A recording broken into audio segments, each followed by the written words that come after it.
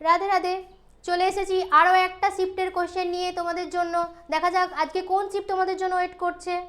চলো দেখে নেওয়া যাক। 26/9/2018 12:30 থেকে 2টোর শিফটের কোশ্চেন তোমাদের জন্য রয়েছে। ওকে, কী কী কোশ্চেন এবং তাদের সলিউশন রয়েছে তোমাদের জন্য দেখা যাক। ওকে চলো দেখা যাক।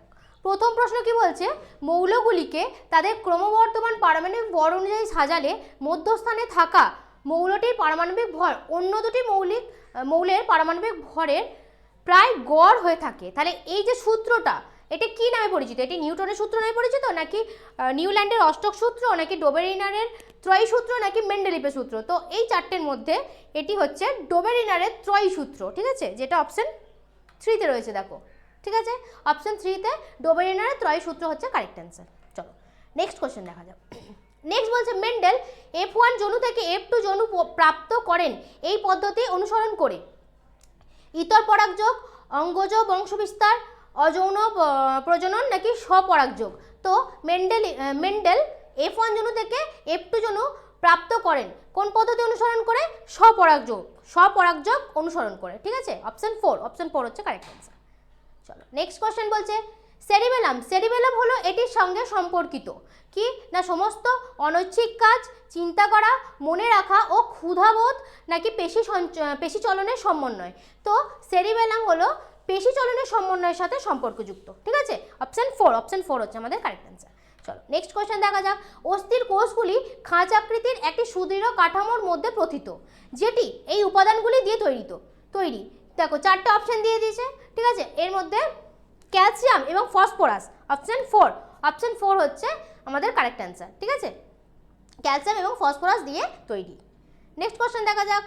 নেক্সট বলছে, বেনজিনের একটি অণুতে ড্যাশটি দ্বিবন্ধন উপস্থিত থাকে? 3টি, 1টি, 2টি, নাকি 4টি? তো 3টি দ্বিবন্ধন উপস্থিত থাকে, ঠিক আছে, বেনজিনের, অপশন 1 হচ্ছে কারেক্ট অ্যান্সার। নেক্সট কি বলছে, একটি 200 গ্রাম ভর এবং 10 জুল গতিশক্তিযুক্ত বস্তুর ভরবেগ কত হবে? তাহলে আমরা কি জানি, ভর সমান হচ্ছে ভরবেগ হচ্ছে ভর ইন্টু বেগ, তাই তো, ভর বেগ মানে P = mv। তাহলে m কত? m হচ্ছে 200 গ্রাম মানে হচ্ছে 0.2 কেজি। ওকে, আর v কত? v হচ্ছে 10 জুল, ঠিক আছে, 10 জুল। তাহলে বসাই, m কত? 0.2 আর 10 মানে হচ্ছে 2 KG metre per second, 2 KG metre per second, option 1 হচ্ছে আমাদের কারেক্ট অ্যান্সার, ঠিক আছে, এটা হচ্ছে আমাদের অ্যান্সার। ওকে চলো নেক্সট কোশ্চেন দেখা যাক। নেক্সট বলছে, যেই মৌলগুলির পারমাণবিক সংখ্যা 19 থেকে 36-এর মধ্যে, সেগুলি আধুনিক পর্যায় সারণীর নিম্নলিখিত পর্যায়ে স্থাপন করা হয়? 3 নম্বর পর্যায়ে, 4 নম্বর পর্যায়ে, 5 নম্বর পর্যায়ে, না 6 নম্বর পর্যায়ে? তো এক্ষেত্রে 4 নম্বর পর্যায়ে কি না 19 থেকে 36, 11 নম্বর। দেখো 3 নম্বর পর্যায়ে কি ছিল? 3 নম্বর পর্যায়ে 11 থেকে 18, আগের ক্লাসে বলেছিলাম। তাহলে এখানে হচ্ছে 19 থেকে 36 হচ্ছে 4 নম্বর পর্যায়ে। ওকে চলো নেক্সট কোশ্চেন দেখা যাক। হীরের চরম প্রতিসরাঙ্ক হলো 2.32, 2.24, 2.42, নাকি 2.23? তো হীরের চরম প্রতিসরাঙ্ক হলো 2.42, অপশন 3 হচ্ছে আমাদের কারেক্ট অ্যান্সার। চলো নেক্সট কোশ্চেন দেখা যাক। ড্যাশকে সাধারণত বৈদ্যুতিক তাপ উৎপাদক যন্ত্রে ব্যবহার করা হয়? দেখো 4টে অপশন দিয়েছে, অ্যালুমিনিয়াম, নাইক্রোম, লোহা আর তামা। তো এদের মধ্যে নাইক্রোমকে কি না বৈদ্যুতিক তাপ উৎপাদক যন্ত্রে ব্যবহার করা হয়। ওকে নেক্সট কোশ্চেন দেখা যাক। ইকা সিলিকন নামে পরিচিত কে? অ্যালুমিনিয়াম, গ্যালিয়াম, নাকি জার্মেনিয়াম? তো ইকা সিলিকন নামে পরিচিত হচ্ছে জার্মেনিয়াম, ঠিক আছে, অপশন 3 হচ্ছে কারেক্ট অ্যান্সার। নেক্সট কোশ্চেন দেখা যাক। 10 কেজি ভরের একটি বস্তু 2 মিটার পার সেকেন্ড বেগে গতিশীল, তাহলে বস্তুর ভরবেগ কত? বস্তুর ভরবেগ মাস কত? ভর হচ্ছে 10 কেজি আর বেগটা কত? v হচ্ছে 2 মিটার পার সেকেন্ড। তাহলে আমরা ভরবেগ বার করতে পারবো, p = mv। তার মানে হচ্ছে m মানে হচ্ছে 10 আর v হচ্ছে 2, তার মানে 20 KG metre per second, 20 KG metre per second, option 3 হচ্ছে আমাদের correct answer. Okay next question দেখা যাক, ঘাতের প্রভাব নিম্নের কোনটির উপর নির্ভর করে? আয়তন, ভর, ওজন নাকি ক্ষেত্রফল? তো ঘাতের প্রভাব যেটার উপর নির্ভর করে সেটা হচ্ছে ক্ষেত্রফল, ক্ষেত্রফলের উপর ঘাতের প্রভাব নির্ভর করে। ওকে, অপশন 4 হচ্ছে কারেক্ট অ্যান্সার। নেক্সট কোশ্চেন, একটা চ্যাপ্টা কৃমি যার নাম ড্যাশ, সেটির খুব সরল চোখ আছে যা আসলে চক্ষুবিন্দু এবং এগুলি আলো শনাক্ত করতে পারে। কে? ফিতাকৃমি, যকৃৎ কৃমি নাকি অ্যাসকারিস নাকি প্ল্যানেরিয়া? তো এদের মধ্যে দেখো প্ল্যানেরিয়া হচ্ছে আমাদের কারেক্ট অ্যান্সার। অপশন 4 হচ্ছে আমাদের correct answer. Okay, next question, একটি দোকানে প্রতি মাসে 250 ইউনিট শক্তি খরচ হয়, জুল এককে কতটা শক্তি খরচ হয়? তাহলে 1 ইউনিট শক্তি, 1 ইউনিট শক্তি মানে হচ্ছে 1 কিলোওয়াট আওয়ার সমান হচ্ছে 1 কিলোওয়াট আওয়ার। তাহলে 1 কিলোওয়াট আওয়ার মানে হচ্ছে 3.6 × 10⁶ জুল, তাই তো? আচ্ছা, এবার দেখো তাহলে কত শক্তি বলেছে? 250 ইউনিট, 250 ইউনিট শক্তি। 1 ইউনিট শক্তি মানে যদি এটা হয় তাহলে 250 ইউনিট শক্তি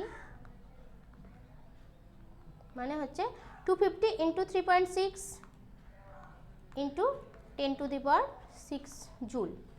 মানে এবার দেখো এটাকে সাথে আমি যদি এটাকে কাটাকাটি করি তাহলে হচ্ছে 9.10⁸ জুল, 9.10⁸ জুল, যেটা হচ্ছে আমাদের অপশন 1 হচ্ছে আমাদের correct answer. Okay, next question দেখা যাক, একটি নির্দিষ্ট তাপমাত্রায় শব্দের গতিবেগ সর্বাধিক হয় ড্যাশের মধ্যে? কার মধ্যে? স্টিল, অ্যালুমিনিয়াম, লোহা নাকি নিকেল?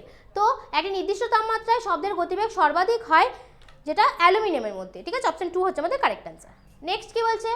দস্তা কপার সালফেট দ্রবণ থেকে তামাকে প্রতিস্থাপন করতে পারে, কারণ দস্তা তামার থেকে কম বিক্রিয়াশীল, তামার থেকে কম জারিত হয়, তামার থেকে বেশি বিক্রিয়াশীল নাকি তামার থেকে বেশি জারিত হয়? তো এদের মধ্যে তামার থেকে বেশি বিক্রিয়াশীল হচ্ছে দস্তা, ঠিক আছে? যেটা হচ্ছে অপশন 3 হচ্ছে আমাদের correct answer. Okay, next question দেখা যাক। নেক্সট বলছে কে কক্ষে অবস্থান করতে পারে এমন ইলেকট্রনের সর্বাধিক সংখ্যা কত? 18, 2, 8 নাকি 32? তো এটা হচ্ছে অপশন 2, ঠিক আছে? অপশন 2, সর্বাধিক দুটি ইলেকট্রন সংখ্যা হতে পারে, ঠিক আছে? অপশন, আচ্ছা নেক্সট কোশ্চেন বলছে একটি বস্তু 4 সেকেন্ড সময়ে 25 মিটার দূরত্ব অতিক্রম করে এবং তারপর 15 মিটার দূরত্ব 2 সেকেন্ড সময়ে অতিক্রম করে, তাহলে বস্তুটির গড় দ্রুতি কত হবে? ওকে, তাহলে টোটাল ডিস্টেন্সটা কত হবে? দেখো টোটাল ডিস্টেন্স হবে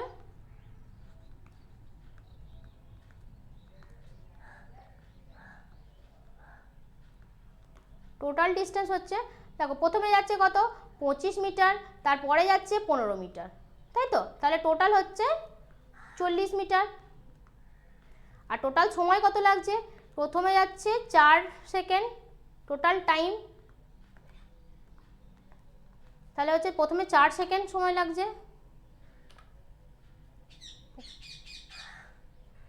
প্রথমে 4 সেকেন্ড তারপরে 2 সেকেন্ড মানে 6 সেকেন্ড। ওকে, আচ্ছা তাহলে অ্যাভারেজ স্পিডটা কত হবে?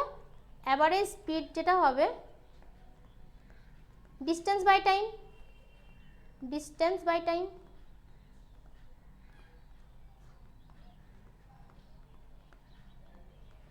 তাহলে 40/6,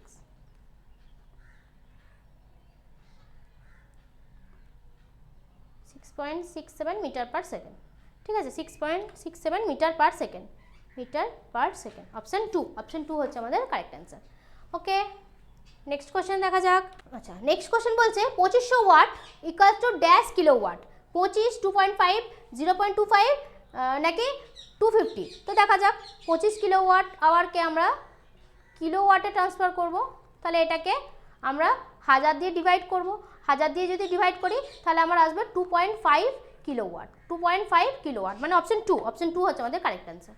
ওকে, নেক্সট দেখা যাক টার্টারিক অ্যাসিড এখানে উপাদান হিসেবে পাওয়া যায়, vinegar, baking soda, washing soda নাকি বেকিং পাউডার? তো অপশন 4 বেকিং পাউডার হচ্ছে আমাদের কারেক্ট অ্যান্সার। ওকে, নেক্সট দেখা যাক plant cell wall is made up of, দেখো 4টে অপশন দিয়েছে, ঠিক আছে? এর মধ্যে সেলুলোজ অ্যান্ড পেকটিন, অপশন 1 হচ্ছে আমাদের কারেক্ট অ্যান্সার। ওকে, নেক্সট কি বলছে? নেক্সট বলছে ইথানলের সূত্র হলো, দেখো 4টে অপশন দিয়েছে C2H6OH, CH3, CH2, OH2 next option দিয়েছে CH5OH নাকি C2H5OH, তো অপশন 4 C2H5OH এটা হচ্ছে আমাদের কারেক্ট অ্যান্সার। ওকে, নেক্সট দেখা যাক। নেক্সট বলছে একটি দ্রবণে 340 গ্রাম জলে 60 গ্রাম সাধারণ লবণ বিদ্যমান, তাহলে ভরভিত্তিক শতাংশ হিসেবে দ্রবণটির গাঢ়ত্ব নির্ণয় করো। তাহলে কি দ্রবিত পদার্থ হচ্ছে 60 গ্রাম, দ্রাবক হচ্ছে 340 গ্রাম, তাহলে মোট দ্রবণের ভর কত?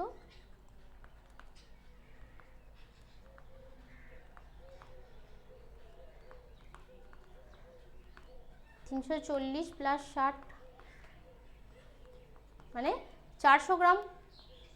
এবার কি বার করতে দিয়েছে না ভরভিত্তিক শতাংশ হিসেবে দ্রবণটির গাঢ়ত্ব কত হবে। ঠিক আছে, তাহলে শতাংশ হিসেবে দ্রবণটির গাঢ়ত্ব যেটা হবে সেটা হবে কত না দ্রবিত পদার্থ বাই হচ্ছে টোটাল দ্রবণের ভর ইন্টু। দেখো এবার যদি এটাকে কাটাকাটি করো আসবে 15%। ঠিক আছে, এটা কাটাকাটি করলে আসবে 15%, মানে অপশন 1 হচ্ছে আমাদের কারেক্ট অ্যান্সার। ওকে, তো আজকের ক্লাসে যদি ভালো লাগে থাকে লাইক কমেন্ট শেয়ার সাবস্ক্রাইব করবে। ঠিক আছে, এবং ভালো করে পড়তে থাকো, মনোযোগ দিয়ে পড়ো। ঠিক আছে, থ্যাংক ইউ।